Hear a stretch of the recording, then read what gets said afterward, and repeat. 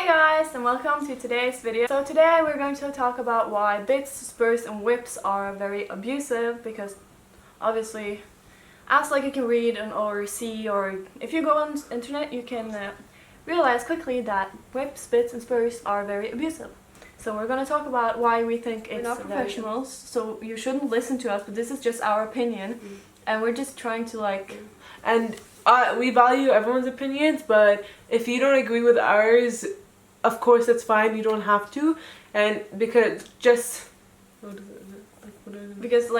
we're just sharing our opinion, and you don't need to agree with us, but because we respect everyone, we're just trying to get this out there. And then I'll start on bits, because they're very controversial. They're very controversial. But as I noticed myself when Mr. Rick Gore made a video about me, and all of the people from his video came to my video, and I think the thing, basically all of them said is, why do you use a bit? The reason your horse is acting up is because it has a metal piece in its mouth.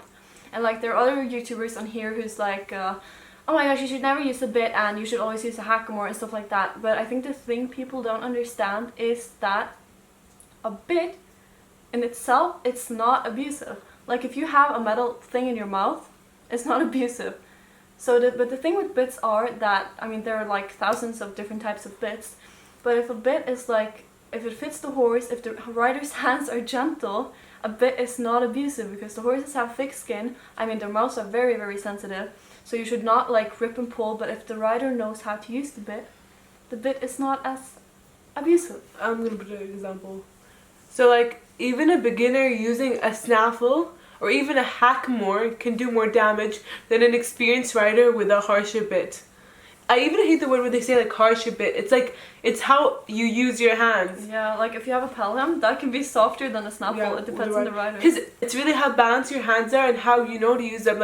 If you move your hands a lot, or if you're more experienced and just play with your reins in an incorrect way, or just be too harsh or too strong, then that is what's wrong. That is what's wrong. It's about the rider's hands and the way they use the bit compared to the bit.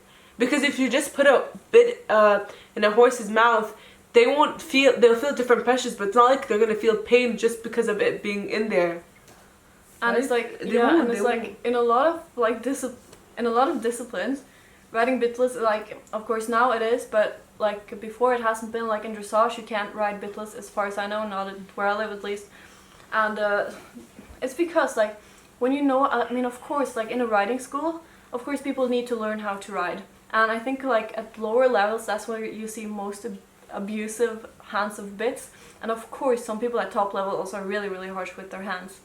But I think a bit itself is not abusive, it's the hands that are using it. Yeah, exactly. And also, even legs can be abusive. When you see people kicking. Your seat can be abusive. Oh my gosh, yeah. And when you see people driving and sitting back, pushing and kicking, that can get really, that can really hurt a horse's back. And backs can get getting back sore, or getting what is it when you get they just get really sore in there. I feel if you kick a lot, it's a really sore. Yeah, it body. just makes the horse really sore, and I think that's even worse. You don't bits.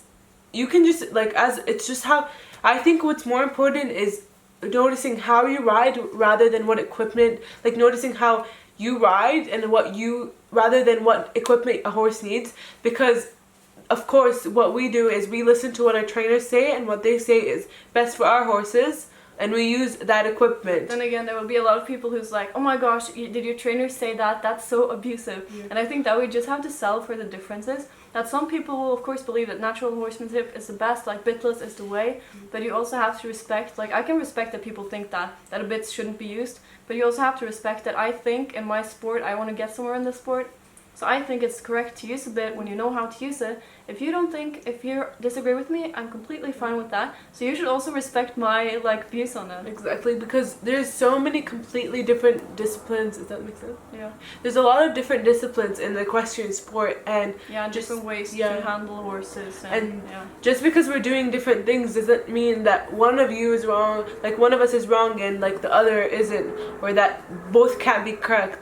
I think it's annoying when people just think that we think our horses are machines, or we don't treat them well, or we don't love them, or that But it's kind of like the same, like if you say that it's abuse to put your child in private school because like, or in like to put your like to expect too much of your child. Like if you want your child to be like a really good piano player, you give the child piano lessons.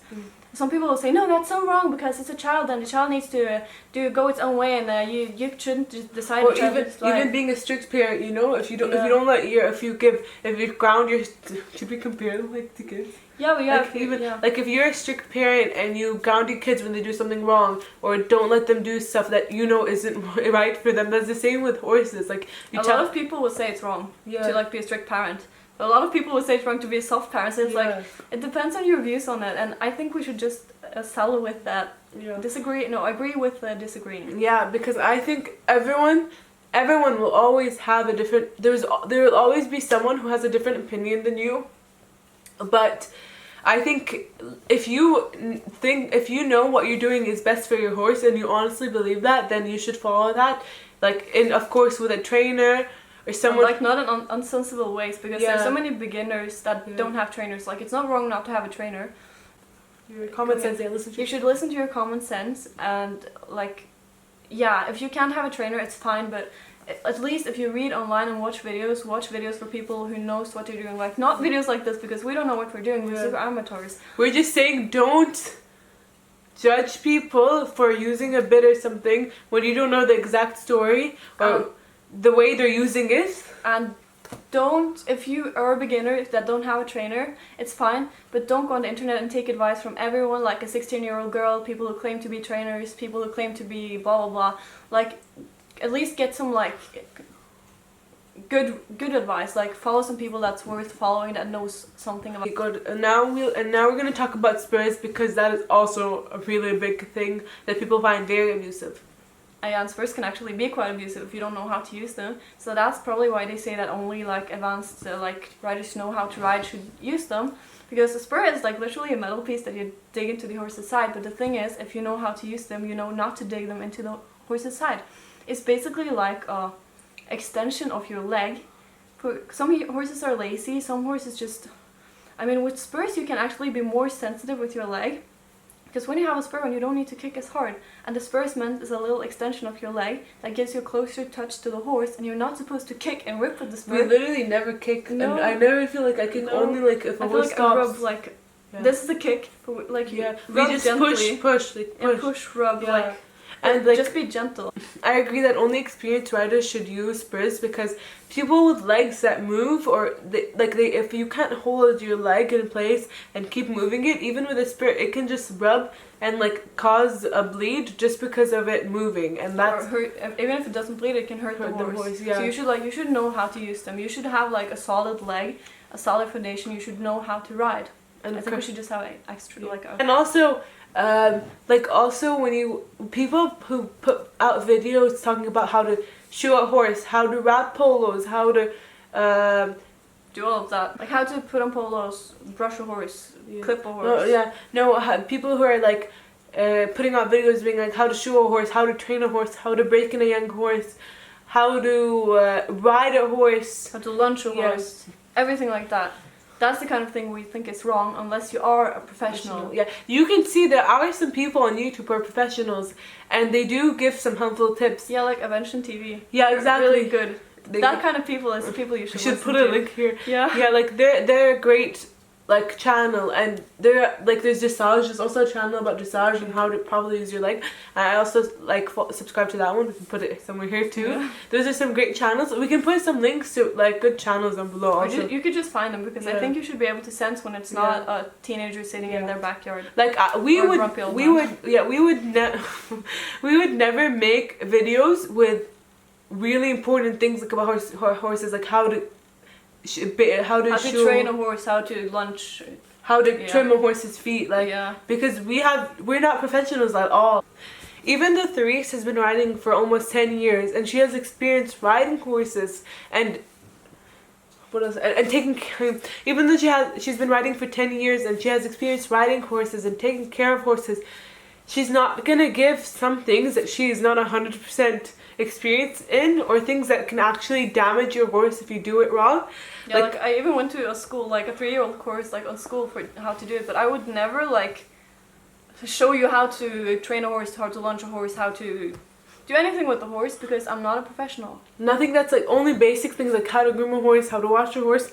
Those are things that you can hurt the horse if Yeah. you do it wrong. yeah. You can hurt the horse if you. But wash I it would wrong. like imagine making a video on how to properly fit tack, and then having someone follow your tips and try it on their horse and get a horse with a sore back. I think it's just like it's super bad. Yeah, it's bad. I So don't even- yeah, so but our like opinion is that you can listen to people on the internet, We can just be like, this But- is a piece of it. but make sure that you listen to people who's worth listening to, that they are professionals.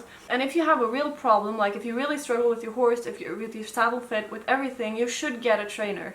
Or at least someone that knows what they're doing, that can help you in real life and see you and your horse as an individual. This was a PSA to just tell you guys that don't just take people's advice when they're not professionals, because it can really hurt your horse or your riding and treat you bad techniques or bad habits. That some people can realize that bits can be abusive, spurs can be abusive, whips can be abusive. Riders can be abusive. Yeah, riders in general can be abusive, but if you know how to use it and have some common sense, it's not abusive. Yeah. Like some people will believe it's abusive anyway. But at least our opinion is that if you know how to use it, it's not abusive.